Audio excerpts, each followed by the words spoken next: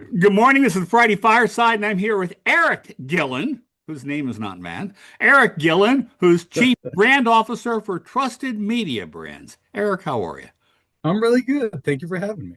Now, where are you joining us from? I'm joining you from New York, just north of the city. All right, so that means you're a Yankees fan.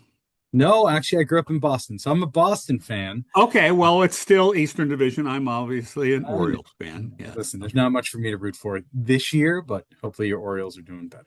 Well, we're doing better only because we skunked the Dodgers yesterday.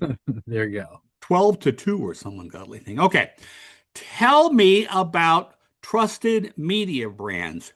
Where are you and what do you do and what business are you in? Trusted Media is basically the name of a holding company of a lot of different media companies under one. So everyone knows us for Reader's Digest, but we also have Taste of Home, which is one of the largest food publications in America. We have Family Handyman, which celebrates its 75th anniversary this year, which is for DIYers and people trying to maintain their homes. We have Birds and Blooms. Birding is back, so it's the only birding magazine in America that's for consumers. But on the other side, we also have a number of brands that are digital first and digital only. So we have Fail Army, which is one of the largest YouTube channels, The Pet Collective, which is another YouTube channel. People Are Awesome, another one. And then we also have The Healthy, which is a digital only sort of health and wellness and longevity brand. And you have a way for consumer generated video to come in through another division, right? Yeah. So Jukin Media is the name of that division. And then Jukin. Jukin. And I'm So assuming that trusted wasn't your choice for a name. Trusted bought it 4 years ago, and that is how we got Fail Army and the Pet Collective. And Okay. it specializes in UGC clips. Think kind of like America's Funniest Home Videos, but we have these amazing compilation clips, and our team is actually one of the best in the world at reaching out to people who have these clips, securing rights legally. And so we have a nice little business where we license those clips and create our own brands, contents, and channels using those clips as well. Let's take that as an example. Where do those, or it's that's not a channel exactly. That's a collection. That's an on-demand collection. What is it? It's a licensing platform. So if you go to Jukin Media, you can go and Okay. license them. Our main customers are actually people, Fortune 500 advertisers. So if you've ever seen, there's a great Uber ad where you see someone in the back of the car and it looks like it was shot with a phone. Those are our clips. So a lot of the times you see those clips that just look like they've been shot with a phone or someone doing something really amazing. They kick a soccer ball through like a donut hole or something. Those are by and large, a lot of the times are clips that people find. We find these incredible moments and we clip them down and you can go to our database and you can license them. Okay, that's pretty wild. All right, let's go back to the magazine business. Reader's Digest being one, which is the third or fourth largest circulation magazine in the country with over 13 million subscribers, right? That is true. 13 million subscribers. Paying subscribers. Paying, paying subscribers. Well, in my world, we tend to think of subscribers and then we tend to think of viewers and then we think of impressions. And eventually, it's people who might have seen us when they were walking by the TV, but we're going to count them anyway. No, but you have real honest to God subscribers. I think we said when we were getting started, if you were a linear operator like a Comcast or a DirecTV or a Charter, you'd be like in the top five of all of those companies. You are an aggregator of content. Now, is Reader's Digest all print or have you expanded? Oh, we've definitely expanded. And this is long before I got here in September. It's decades of expansion. We've got 2.3 million subscribers on YouTube. We've got millions of followers across social media as well. And so it's a true cross platform behemoth. We still do books. We still do special interest publications. We have one coming out about games. And so Reader's Digest is really interesting, even in that 13.2 million paying print subscribers. 1.5 of those are Gen Z. So it's really interesting. And I think that, the world of Reader's Digest contains multitudes, and we like to position the brand as the only multi generational media brand in America. So it's the kind of thing that people our age can get on with, but people who are younger can get on with it too, because the core values of the brand have remained pretty consistent for 100 years. It's optimistic, it's useful, and that doesn't matter It's whether we're doing it that. is trusted. And it's trusted, right? And so I think that in this environment, especially, and even on social, I think that trust comes through, and we function a lot like a safe space for multiple generations, but people that want an optimistic, clear-eyed, take on what's happening. And so it's worked out really, really well. All right, so we have a lot of folks watching this, and most of my audience are television people and advertising people and a whole lot of finance people. And they tend to look at this world as, okay, I have a brand. Now, it may be a television brand, which could be a program like HBO's House of the Dragon, which Sure. ran last night and it was a little too violent for my taste, be that as it may. Or it might be a channel, we'll stick with HBO, where you have home box office, which, Mm-hmm. in spite of the fact that it's gotten turned upside down and turned to HBO Max, and I'm not quite sure what it's going to turn into next, HBO is a brand. Okay. Mm-hmm. Reader's Digest is a brand. Users, consumers have an expectation of that brand. That is the value of it, right? When you are creating video content, and these are essentially brand extensions of Reader's Digest into video, are you taking stories from Reader's Digest? Are you taking Reader's Digest content and turning it over to video, or is this a whole separate content Uh, creation business? it's a whole separate content creation It business. is. Well, listen, not everything transfers, right? That's And true. so while the magazine is one of the centers of it, there's an experience to print. I've been doing this for 25 years, right? So I've been at Yeah, you were Hearst, at I've been at Condé Condé Nast Nast. for a while Yeah, and I've Hearst. been a long time, and I think that you have to kind of meet your audience where they are, and you also need to meet the platform where it is. And you can't, I saw this early days in one of the original pivots to video. People kept trying to turn magazine features into YouTube Yes. documentaries or whatever, Yes. and it falls quite flat, because what makes this very interesting, say in a print environment, doesn't work on a YouTube environment, right? So like you need to edit little things. Like when you edit these things together, you need to get into that in about 6 seconds, or someone's going to lose you, right? So you can't have the credits and this is the show, and then the show branding, and then I'm here and I'm going to introduce the show, and then a minute and a half of like throat clearing and preamble.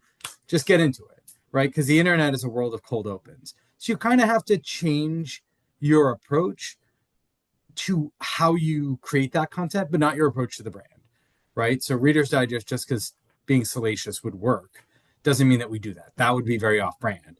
But just because something is paced out a certain way for print doesn't mean that it's going to work the same exact way. So you kind of have to understand who you are as a personality and a person, and then figure out how that person and that audience are going to intersect on that platform. Right. And so now does somebody on the print editorial side, and I'm going to assume that's a silo over here and that's what they do. Does somebody over there then say, okay, we have a huge amount of feedback and readership and engagement with stories about, I'm going to say, old houses. And does somebody then say, well, now there's an opportunity there to do something over on the video side with old houses and connect it to Reader's Digest, but not necessarily have the same house? Is that how it works? How does that work? Because my Well, folks don't haven't figured that one out yet. the way it works is I don't have only a print leader for any of these brands. You I don't. have I have a brand leader. I have an editorial leader who understands print and digital and can think in 3 dimensions. And they may have some people underneath them that are print only, but we're trying to blend together and have blended together our team so that everyone understands social, everyone understands print, everyone understands digital. And part of the reason why we do it is we have to think like our consumers think, right? And our consumers think I'm you glad you consume figured that out content, because I haven't. you consume content in print, you consume content in video. So we need to really think about our brands and how they show up in a more holistic way, and can't just be siloed. And I think what happens is you start to think through old houses. You're like, oh, here's a format or an approach that would work with this old house. and a way to tell that story that works really well for TikTok. And here's a way that works really well for print. And so something that might be on TikTok could just be, to your point when we started, right? 30-second clips of me work better, right? Rather than a 14-minute clip. We do both, right? This audience over here wants the lean back podcast experience. This one over here just wants a little taste. And so you can start to take that idea of an old house and pull it in different directions to see what different types of people want. In an old line media company, someone would have a weekly meeting or maybe more often than that. And they said, okay, we have the 50th anniversary of Star Wars coming up. It's a fan-based program. Everybody wants to absorb as much as they can about Star Wars. Do you then say, okay, what are you going to do about it on print? What are you going to do about it on video? What are you going to do about it over here? Did you have those kind of cross-brand strategic conversations about content? We do. But that's just how we put everything together, right? It's really about one brand leader, all touch points of the brand, all expressions, and figuring out, are there moments? What are those moments where every touch point's going to get involved? And where are there moments where, like, look, this is just a great print story and we're just serving our audience wherever it is? My hope here is that no matter where you pick up our brand, the most important thing is that it feels like our brand no matter where you find it. I like that. Okay, now you said bird and home, right? Birds No, in bloom. bird and what? Birds and blooms. Birds and blooms. Okay, so now one of the most popular birding alternatives, and you said that's a big deal. We all like to find out about birds. Do you then have a birds and blooms column over in the magazine? No, it's its own standalone. It's its own standalone publication and its own standalone social media feeds. It's its own standalone brand. So you don't do cross promotion that way. We do. We do. So, a good example is last week, our food brand Taste of Home just debuted the launch of the Great American Sandwich Show, which is a first celebrity-driven format for YouTube for Taste of Home. Okay. All of our other brands got behind it. All of our other brands commented on it in the feeds and shared it with their readers, but they did it through the lens of their own brand voice. So even someone like a Fail Army got in the comments and, as Fail Army, said something fun about it, right? And so I like to encourage the editorial team that reports to me, your brand is basically a personality. Everyone have fun with each other's sandbox, right? Like, it's not competitive, and help each other out where it makes sense for you. And so some people could clearly pass on it. But what I found is you'll see that Reader's Digest is showing up in the comments of Taste of Home as sort of like a friendly neighbor. Do you encourage people who are looking at a video on YouTube about a Reader's Digest linked story to then go subscribe to Reader's Digest?